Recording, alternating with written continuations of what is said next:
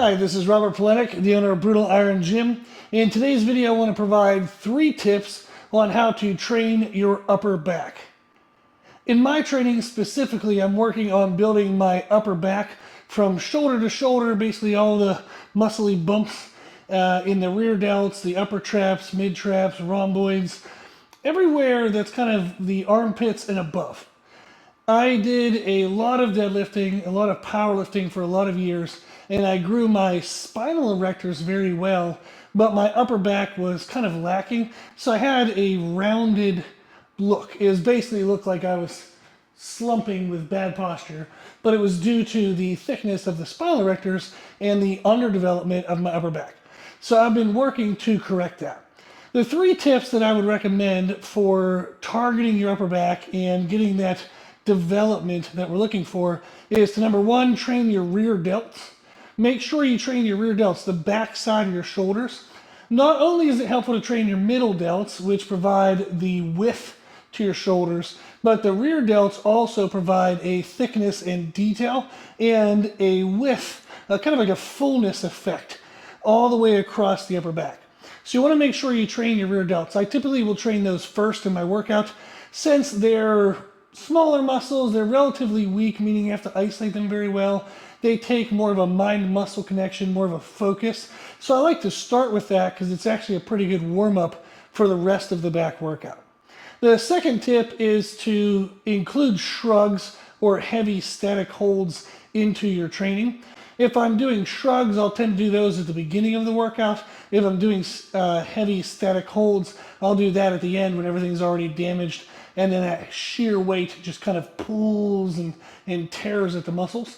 So I'll set that up here in my rack using my J-cups, but you can do that in a squat rack anywhere. Just set up something heavy, and you can do shrugs, whether it's a barbell. It'd be hard to get heavy enough with dumbbells, but you can do like high rep shrugs with dumbbells. But set up a barbell, something you can get pretty heavy with, and include those in your training. They're really great for building the upper traps. And when doing shrugs, it's important to kind of lean into it a little bit. So you want to push your hips back, bend your knees, and then shrug by pulling up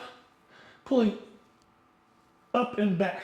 You want to make sure that you get a little bit of like an angular contraction so you get more of the mid traps involved, and that helps to not only create height to the traps but thickness. And then the third tip is to make sure when you're doing your rowing movements you allow your shoulder blades to stretch and squeeze.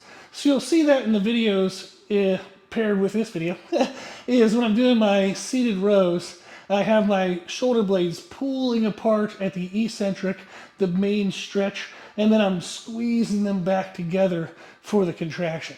So it's beneficial and important if you want those muscles in between and on top of the shoulder blades to grow, that you take them through a full range of motion.